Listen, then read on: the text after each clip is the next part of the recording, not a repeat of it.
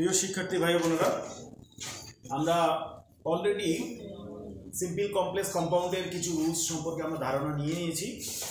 তো এবার আমরা একটু প্র্যাকটিস করি আমাদের রুলস অনুযায়ী আমরা সেগুলো ব্যবহার করতে পারছি কিনা। ঠিক আছে?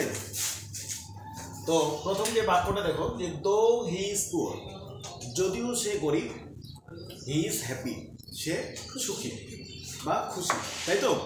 তো আমরা এই বাক্যটাকে একটু আইডেন্টিফাই করি, তো কোন সেন্টেন্স হতে পারে? এটা কমপ্লেক্স সেন্টেন্স। গুড। কিভাবে শিখলাম?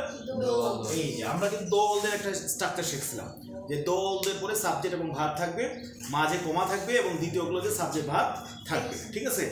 তো তদ্রুপ তো এখানে আমরা যদি দোল করি তাহলে আমরা আগে সিম্পল করি। আমরা সিম্পল করতে গেলে কি হবে? Inspired of despaired. ঠিক আছে?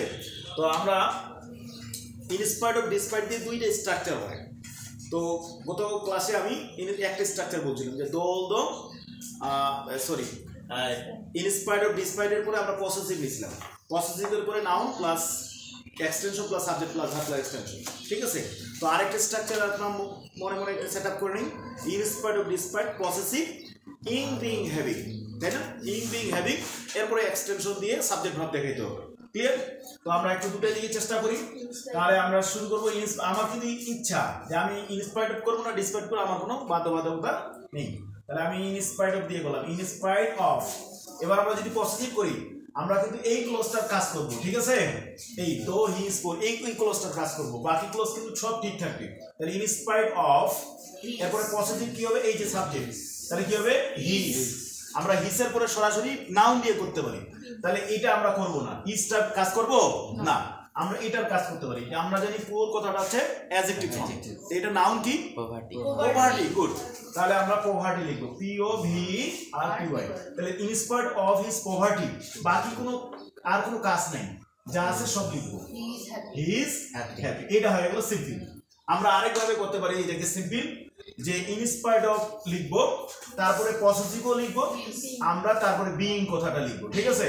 তাহলে সূত্র আমাদের ঠিক থাকতেছে, ইনস্পায়ার্ড অফ হিজ বিইং, এই বিইংটা হচ্ছে বি ভার্ব হিসেবে কাজ করবে। এরপরে আমরা ভার্বের সাথে মানে অ্যাডজেক্টিভ ফর্মটা রাখতে পারি, পুয়ার। ঠিক আছে? তারপরে হি ইজ হ্যাপি, সব ঠিক থাকবে। ঠিক আছে? আচ্ছা, এইভাবে আমরা কমপ্লেক্স থেকে কি করলাম? সিম্পল করলাম।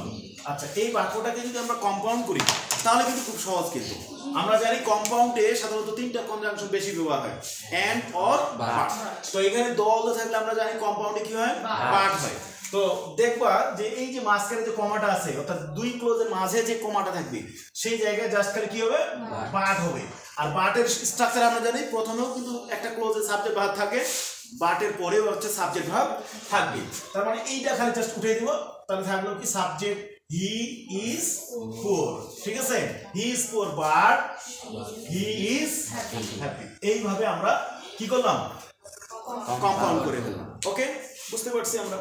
তো এবার আসি, unless you use the morning hours of life. Morning hours of life, এখানে টাইম আছে। আচ্ছা, যাই হোক, আমরা লাইফ থাকতে পারে, আবার টাইমও থাকতে পারে, কোনো সমস্যা নেই।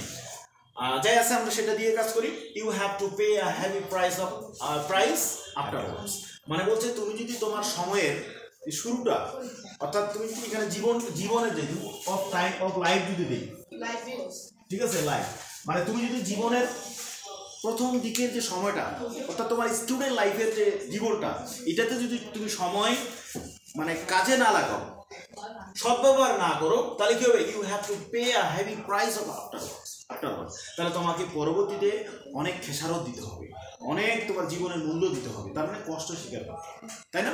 তো এইটাকে আমরা কোন সেন্টেন্স ধরতে পারি বলো তো?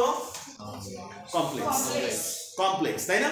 তাহলে আনলেস দিয়ে থাকলে কমপ্লেক্স জানি। এই যে এখানে আমাদের সূত্র দেওয়া আছে, এই যে আনলেস, দেখো তো কোথায় আছে? এই যে আনলেস। তাহলে আনলেস থাকলে কি করব? আমরা এই স্ট্রাকচার ব্যবহার করব। ঠিক আছে? তাহলে আমরা এই স্ট্রাকচার যদি আসি, তাহলে আমরা কি লিখবো? প্রথমে উইথাউট। তো উইথাউটের একটা স্ট্রাকচার ছিল নিজস্ব, যে উইথাউট বাই, এর পরে কি ভার্বের সঙ্গে আইএনটি হয়, তারপরে এক্সটেনশন বসে বাকি স্ট্রাকচার যা থাকবে সেই। তাহলে উইথাউটের পরে এখন দেখো ভার্ব কোথায় আছে? এই যে ভার্ব, এটা কিন্তু আমরা লিখবো না, কারণ উইথাউটের পরে সরাসরি ভার্বের সঙ্গে আইএনটি করা লাগে। তাহলে উইথাউট ইউজিং দ্য, সমস্ত যা আছে লাগবে, the morning hours of life you have to, আর কোনো চেঞ্জ নাই, যা আছে সব ঠিক থাকবে। জাস্ট খালি আমরা জানবো যে উইথাউট থাকলে উইথাউটের, আনলেস থাকলে উইথাউটের পরে ভার্বের সঙ্গে আইএনজি করে বাকি সব যা আছে সব লিখতে হবে, আর কোনো কাজ নেই। হয়ে গেল। এরপরে আসি, এইটা যদি আমরা কমপ্লেক্স থাকি তাহলে এখানে কম্পাউন্ডে দেখো তো উইথাউট দিয়ে কোথায় আছে, এই যে আছে না। আচ্ছা, উইথ ওর দিয়ে কিন্তু একটা কথা বলছিলাম যে যদি আমরা ওর দিয়ে করি, যদি সাবজেক্টটা ইউ দিয়ে থাকে তাহলে আর কিন্তু আমাদের প্রথমে সাবজেক্ট ইউ দেখানোর দরকার নেই, ঠিক আছে। তাহলে আমরা ভার্ব দিয়ে কাজ করব, এই যে ভার্ব, এইটাও কাটা যাচ্ছে, এইটাও কাটা যাচ্ছে, এই যে এইটা লিখবো, তাহলে ইউজ, তাই না। Use the morning hours of life, আর কোনো চেঞ্জ হবে, এই মাঝখানে খালি জাস্ট কমার জায়গায় কি হবে, or. You have to pay a heavy price afterwards। হয়ে গেল না, খুব সহজ কিন্তু, জাস্ট মনে রাখবো যে তো আনলেস দিয়ে থাকলে কম্পাউন্ডে আমরা ওর দিয়ে করব, আর হচ্ছে যে সিম্পলে কি দিয়ে করবো, উইথাউট দিয়ে, এই। আচ্ছা, হয়ে গেল। এরপর আরেকটা এক্সাম্পল আসে, if we use time properly, আমরা যদি সময়টাকে যথাযথভাবে ব্যবহার করি, উই ক্যান বি বেনিফিটেড, আমরা কি হবো, উপকৃত হব বা লাভবান হব। তো এইটা ইফ আছে, দেখো তো ইফ থাকলে কোথায় আছে, ইফ এই, তার মানে কোন সেন্টেন্স, কমপ্লেক্স। আমরা যদি সিম্পলি আসি তাহলে কি হবে, বাই প্লাস ভার্বের সঙ্গে আইএনজি। তো সূত্র লিখে ফেলি, বাই ভার্বের সঙ্গে আইএনজি লিখবো, এই যে ভার্ব, তাহলে ইউজিং টাইম প্রপারলি, তারপরে কি হবে, we can be benefited, তাই না। এই যে কোনো কাজ নেই, জাস্ট খালি আমরা ভার্বের বাই এর পরে ভার্বের সঙ্গে আইএনজি লিখবো, ওকে।